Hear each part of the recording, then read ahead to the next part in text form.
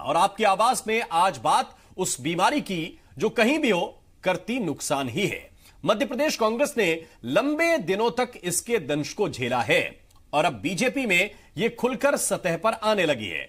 विधानसभा चुनाव में कम से कम 10 सीटों पर बीजेपी को बैकफायर करने वाली गुटबाजी लोकसभा चुनाव के ऐलान के साथ ही जोर पकड़ने लगी है। लहर, सुनामी और मोदी है तो मुमकिन है के नारों के बीच जीत इस बात पर भी तय करती है कि जीत की जिम्मेदारी किन पर है और इस बात पर भी कि वो अनुशासन के दायरों में कहां पर फिट होते हैं। यह सवाल इसलिए कि लोकसभा में अपनी अपनी दावेदारी के बीच अब सवाल पूर्व सीएम शिवराज सिंह चौहान पर उठने लगे हैं। यह किसी रणनीति का हिस्सा है या फिर पुरानी खींच का किस्सा है, यह जानने की हम कोशिश करेंगे। उससे पहले एक रिपोर्ट आपको दिखाते हैं।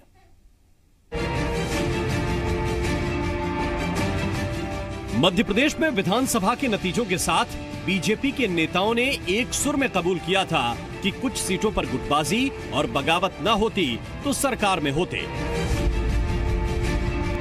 अब बारी देश के चुनाव की है, लेकिन बीजेपी के अंदर की नाराजगी के समंदर में अभी भी उफान है और आम नेताओं की बात तो छोड़ दीजिए, खास नेताओं की दावेदारी पर भी सीधे सवाल उठ रहे हैं, चाहे वो शिवराज सिंह चौहान ही क्यों ना हो।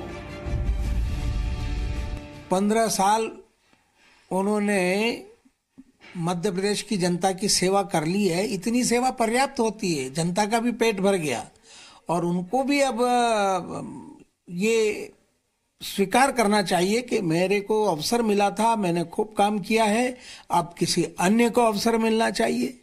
क्योंकि आखिर पार्टी में एक ही व्यक्ति बार बार हर जगह लड़े, ये तो प्रवृत्ति ही ठीक नहीं है।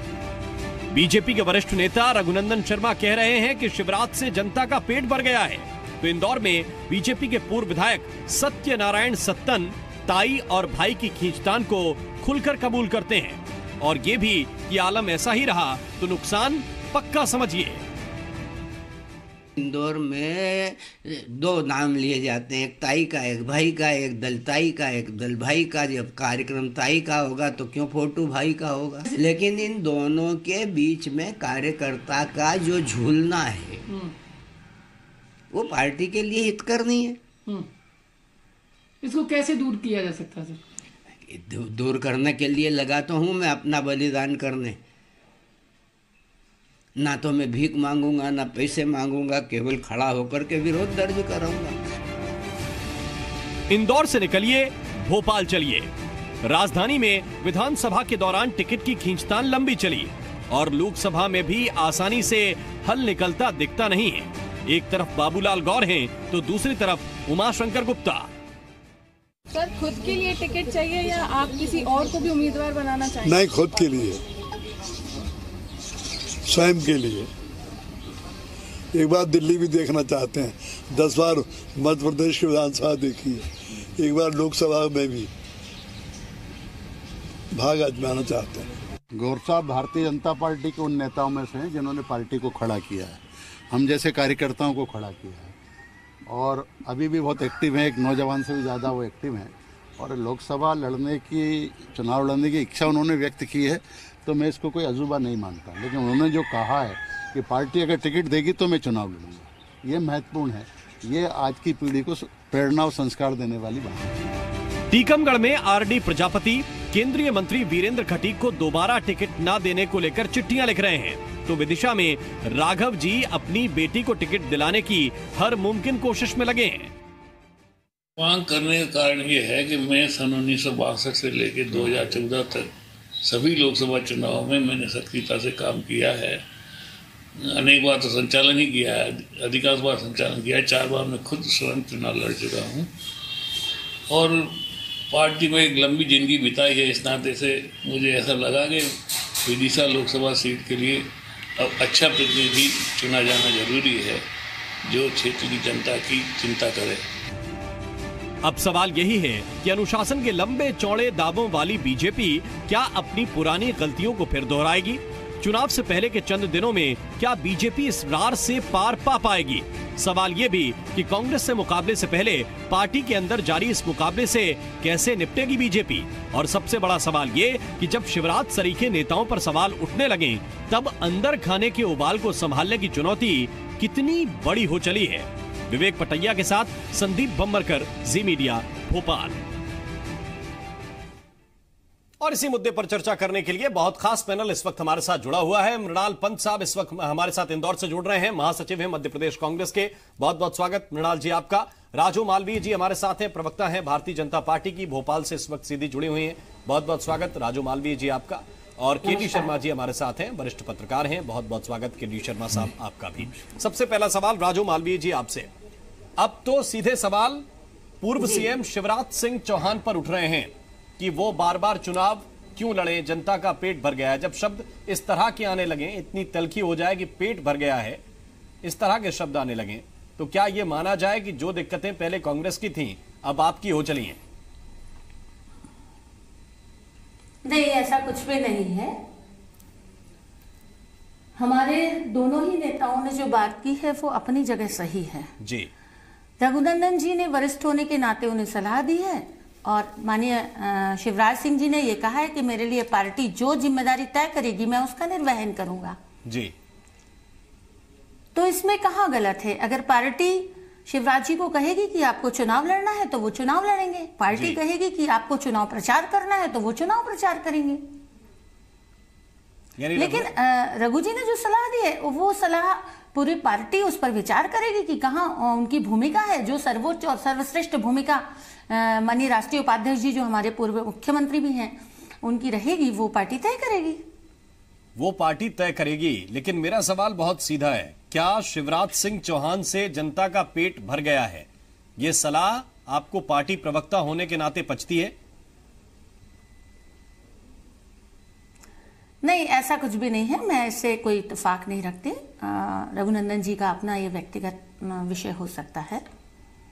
तो पार्टी अलाउ करती है? शिवराज सिंह जी ने प्रदेश के तो लिए ये पार्टी अलाउ करती है कि एक ऐसे नेता को जो 15 साल तक आपकी पार्टी के जरिए प्रदेश के मुख्यमंत्री रहे, उससे पहले सांसद रहे, एक ऐसे नेता को जिनकी छवि जनता में एक आम व्यक्ति की है, साधारण व्यक्ति की है, उसके बारे में पार्टी के एक सीनियर लीडर आपके ये कह रहे हैं कि इनसे जनता का पेट भर चुका है, ये कबूल है पार्टी को? देखिए, उनका बयान भी और उनका बयान भी दोनों ही वरिष्ठ नेतृत्व के ध्यान में है जी। और स्वाभाविक रूप से जो वरिष्ठ नेतृत्व तय करेगा वो आगे बात आएगी। ये बहुत कमाल बात हो रही है। मैं केडी शर्मा साहब आपसे पूछूंगा अंदर की बात, उससे पहले मृणाल पंत जी आप कैसे देख रहे हैं इस परिस्थिति को? क्योंकि मैं ये पहली दफा देख रहा हूं कि शिवराज सिंह चौहान को लेकर इतनी तल्ख बयानबाजी हो और उस पर भी बीजेपी के प्रवक्ता बहुत आसानी के साथ कहें कि दोनों लोगों ने बयान दिए, अपनी अपनी जगह दोनों सही हैं और वरिष्ठ नेतृत्व देखेगा कि किस बयान का क्या करना है। देखिए, भारतीय जनता पार्टी की विडंबना यह है कि दिल्ली में नरेंद्र मोदी जी का जो वर्तमान नेतृत्व है वो अपने से पूर्ववर्ती लोगों की आलोचना करता है और आडवाणी जी, जोशी जी जैसे लोगों का असम्मान करने का कोई अवसर नहीं छोड़ता। मध्य प्रदेश में 15 साल तक शिवराज सिंह जी मुख्यमंत्री रहे, उनका तो कांग्रेस पार्टी के वरिष्ठ नेता भी सम्मान करते हैं, लेकिन परिस्थिति ये हो गई कि भारतीय जनता पार्टी के नेता और कार्यकर्ता ही उनका अपमान करने पे तुले हुए हैं और नहीं चाहते कि वो मध्य प्रदेश में रहे। 70% भारतीय जनता पार्टी शिवराज सिंह जी को मध्य प्रदेश से विदा करके दिल्ली भेजना चाहती है। आंतरिक कंपटीशन इतना है कि विधानसभा में मुख्यमंत्री जी, पूर्व मुख्यमंत्री जी चाहते थे कि वो नेता प्रतिपक्ष बने, उनकी जगह बीजेपी ने गोपाल भार्गव जी को बना दिया। परिस्थिति ऐसी है कि फ्लोर पे गोपाल भार्गव जी, नरोत्तम मिश्रा जी, शिवराज सिंह जी में साफ तौर पे संघर्ष दिखाई देता है कि किसी तरह से भारतीय जनता पार्टी के विधायकों का नेता कौन है, ये मैसेज अपने अपने पक्ष में तीनों वरिष्ठ नेता कर सकें। तो भारतीय जनता पार्टी इस समय मध्य प्रदेश में खंड खंड में बिखरी हुई पार्टी है। न ये कार्यकर्ताओं की पार्टी बची है और न ही सिद्धांतों की पार्टी बची है। और राम मोहन जी बीजेपी की तो बात क्या करें। मैं तो आपके माध्यम से पूरे मध्य प्रदेश में जो लोग बीजेपी में विश्वास रखते थे और उनके कार्यकर्ता थे, उनको ये दुखदाई खबर भी सुनाना चाहता हूं कि जो पैनल बीजेपी ने बनाए हैं उसमें तो वो कांग्रेस से आए हुए लोगों को मौका दे रहे हैं। तो 4 कम से कम संसदीय क्षेत्र ऐसे हैं, मुरैना से राकेश सिंह जी, उज्जैन से प्रेमचंद गुड्डू जी, कटनी वाले बहुरीबंद खजुराहो क्षेत्र से संजय पाठक जी और सतना से नारायण त्रिपाठी जी। और 5वें व्यक्ति जो सिटिंग सांसद हैं, कांग्रेस से गए थे, भिंड से चुनाव लड़े थे आरक्षित सीट से, भागीरथ प्रसाद जी, उनको भी जोड़ लिया जाए तो 5 तो उन लोगों को लोकसभा चुनाव में अवसर देने की तैयारी जानकारी है जो आपको कभी पार्टी की है कि नहीं? पार्टी में रचे बसे नहीं रहे। ये जो गहराई से आप चिंतन करना है मृणाल पंत का क्या होगा, ये अपनी पार्टी के बारे में जानकारी है कि कुछ पैनल ऐसे भी हैं जिसमें कांग्रेस के टिकट मिल रहे हैं बीजेपी वालों को, या उसकी चिंता नहीं है आपको? नहीं, यकीनन हमने तो कांग्रेस की तो ये परंपरा रही है, अपने आप को तो अलग पार्टी भारतीय जनता पार्टी बताती थी, अलग अलग सिद्धांतों की बात करती थी। कांग्रेस पार्टी तो जैसी है सब लोगों के सामने एक समान रही है और सच को स्वीकार करने में हमने कभी संकोच नहीं किया। हम पहले भी विभिन्न दलों से आए हुए वरिष्ठ नेताओं को ससम्मान अवसर देते थे, जिनमें कई नाम गिनाए हैं, संजय पाठक, नारायण त्रिपाठी, करेंगे तो उनको फिर अवसर ये देंगे। पहले विधानसभा चुनाव यहां आकर जीत चुके हैं और इसके बाद की कहानी कुछ और होगी। मैं उस पर बिल्कुल नहीं जाना चाहता अभी। राजू मालवीय जी आपको रिस्पॉन्ड करना चाहती हैं, उनको भी मैं मौका दूंगा, लेकिन केडी शर्मा साहब, ये परिस्थिति आप कैसे देखते हैं कि शिवराज सिंह चौहान के खिलाफ इतना तल्ख बयान कि जनता का पेट भर गया है इनके नेतृत्व को देखते हुए, और उसके बाद बीजेपी का ये रिस्पॉन्स जिसको मैं कहूंगा कि बहुत ठंडा और एकदम सधी हुई बात, बिल्कुल रिस्क नहीं लेना चाह रही राजू मालवीय? देखिए, भारतीय जनता पार्टी इस समय जो है बहुत दुविधा की स्थिति में है। परिस्थितियां जो हैं, आप ये देखिए कि अभी उमाशंकर गुप्ता जी बड़ी अच्छी बात कह रहे थे कि वरिष्ठों से कार्यकर्ता को सीखना चाहिए जी। तो वरिष्ठों से कार्यकर्ता क्या सीखे? बाबूलाल गौर साहब से ये सीखे कि हर बार चुनाव के लिए हर टिकट उनको चाहिए भोपाल से, या वो मैदान से हटना नहीं चाहते 89 साल की उम्र में जी।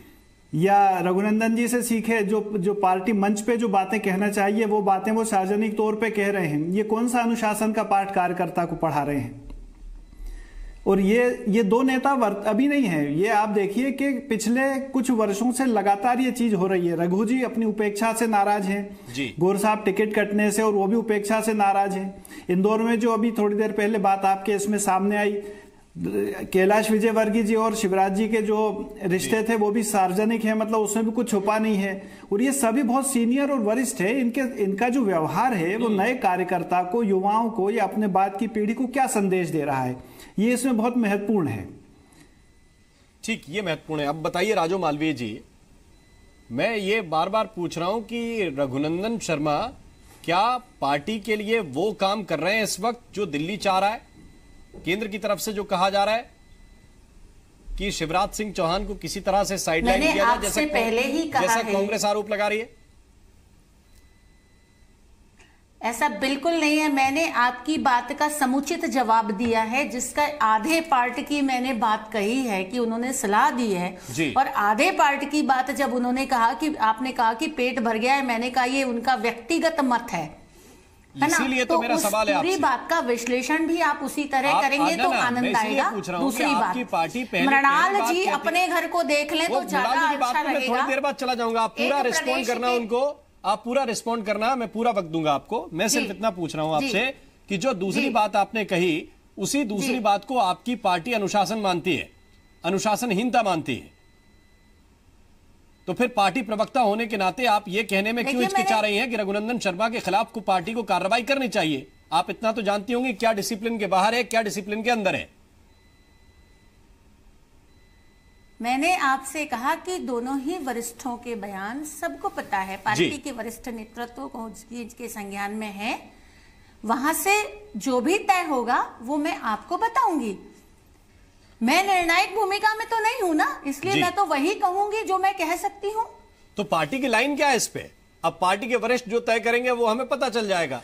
फिर एक प्रवक्ता होने के नाते पार्टी की लाइन क्या है इस पे कि पेट भर गया है, एक एक्सीएम को लेकर बोल रहे हैं। ये दिल्ली से लाइन अलग डिसाइड होती है, भोपाल से लाइन अलग डिसाइड होती है, उसके कंफ्यूजन में है तो वो क्लियर कर दीजिए। मैं सवाल आपसे आगे नहीं पूछूंगा कि ये रघुनंदन जी का व्यक्तिगत मत है। शिवराज सिंह जी लोकप्रिय थे, हैं और रहेंगे जी। मध्य प्रदेश के लिए उन्होंने जो कुछ किया है वो शायद 60-65 सालों में किसी सरकार ने नहीं किया।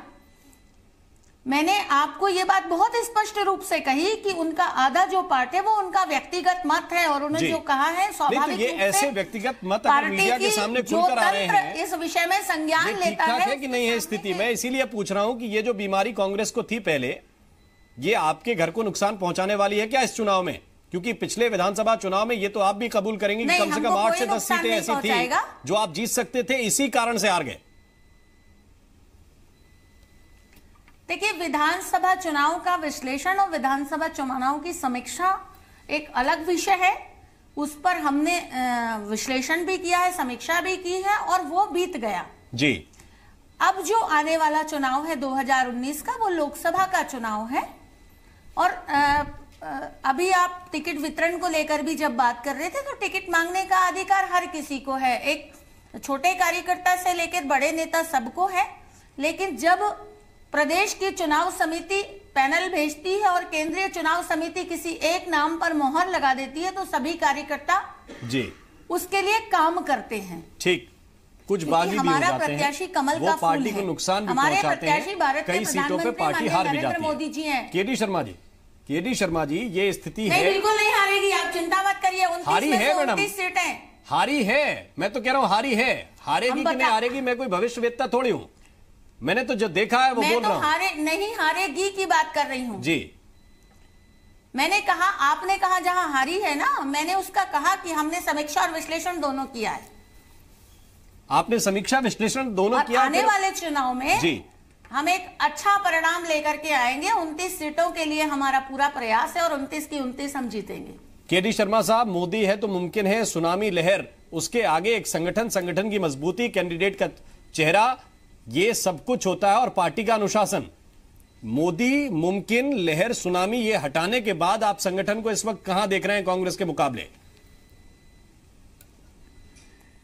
देखिए, संगठन जो केडर बेस से मास बेस बना था, अब उसके जो यानी दुष्परिणाम है वो कई बार अब जो सामने आते हैं, खासतौर से चुनाव में, क्योंकि सभी मुखर होते हैं उस समय। आप ये देखिए, अगर अपन पिछले 15 वर्ष का कार्यकाल देखेंगे तो जो उसमें से 13 वर्ष जो लगभग शिवराज जी के रहे हैं, 13 साढ़े 13 वर्ष, उसमें जिन नेताओं की उपेक्षा हुई है वो सारे इस तरह से शिवराज जी को घेर रहे हैं।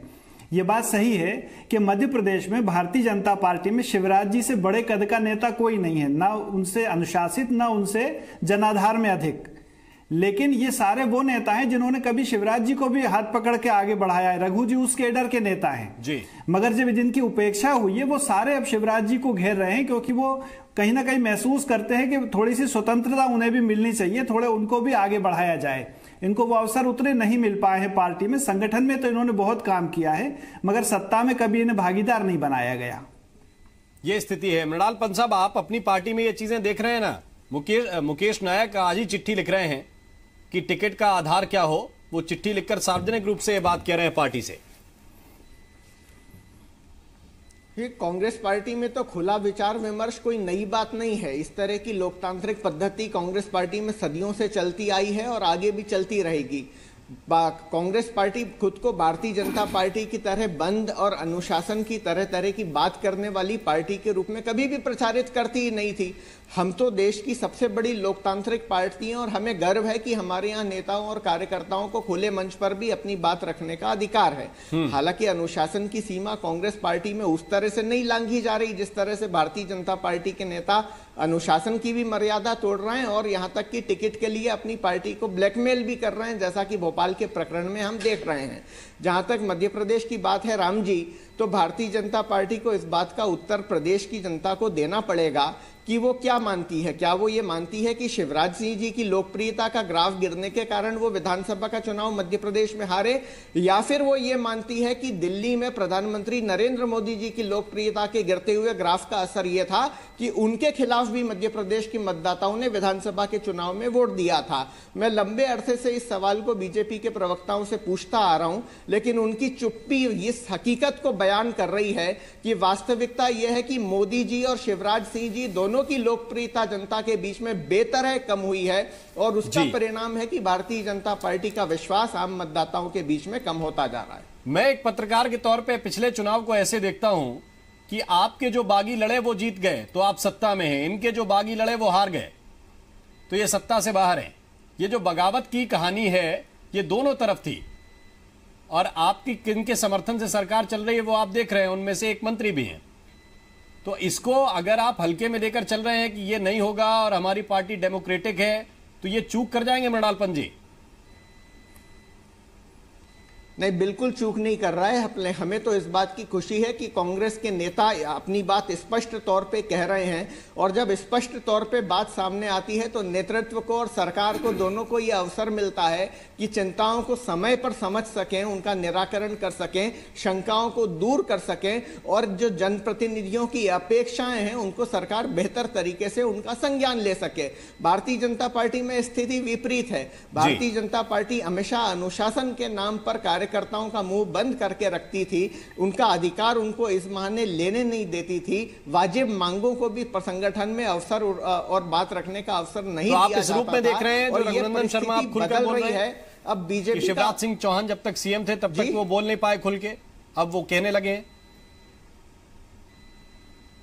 मेरा स्पष्ट तौर पे कहना है कि भारतीय जनता पार्टी का कार्यकर्ता अपने साथ हो रहे अन्याय के खिलाफ मुखर हो रहा है और इसी का परिणाम था कि बड़ी संख्या में विधानसभा के चुनाव में निर्दलीय तौर पे उन्होंने चुनाव भी लड़ा, भारतीय जनता पार्टी का विरोध भी किया और ये जो परिस्थिति है ये केवल मध्य प्रदेश में नहीं है, पूरे देश में भारतीय जनता पार्टी की स्थिति यह है। अब वो संगठन और नीति सिद्धांतों की पार्टी नहीं रही, वो दो व्यक्तियों के पीछे, शाह और बादशाह, दो लोगों के निर्णय के पीछे चलने वाली पार्टी है। जो उन्होंने कह दिया वो सब लोगों को मानने के लिए बाध्य होना पड़ रहा है। ठीक, राजू मालवीय जी, बहुत छोटे छोटे सवाल हैं आपसे। एक ये कि शिवराज जी अगर अभी सीएम होते और फिर रघुनंदन शर्मा ये सवाल उठाने की कोशिश करते तो क्या इतना वक्त लगता? जो कह रहे हैं कि आला कमान के पास है वो बयान पेट भरने वाला, या मोदी जी के खिलाफ अभी कोई आपका कार्यकर्ता या सीनियर लीडर बोल दे तो क्या इतना वक्त लगेगा सोचने में? या फिर शिवराज सिंह चौहान अब बीते जमाने की चीज है तो उनके खिलाफ जो कुछ कोई बोलेगा आप 10-5 दिन में संज्ञान लेके कार्रवाई कर लेंगे? ऐसा है राम जी, पहले मुझे मृणाल जी की बातों का उत्तर दे देने दीजिए वरना एक पक्षीय सारी बात हो जाएगी। मृणाल जी जिस तरह से बात कर रहे थे मुझे आश्चर्य हो रहा था, लूली लंगड़ी बैसाखियों पर चलने वाली सरकार का प्रवक्ता इस तरह से बात करेगा। मत भूलिए कि आपका वोट प्रतिशत आज भी कम है, मत भूलिए कि आपके मतों की संख्या आज भी कम है। आप कह रहे शिवराज जी की लोकप्रियता कम हो गई, आप कह रहे माननीय नरेंद्र मोदी जी की लोकप्रियता कम हो गई।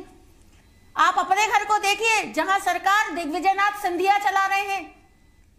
अगर कोई व्यक्ति कमलनाथ जी का है तो उसे दिग्विजय सिंह जी फटकार लगाते हैं, वे भूल जाते हैं कि मध्य प्रदेश के गृह मंत्री को फटकार लगा रहे हैं।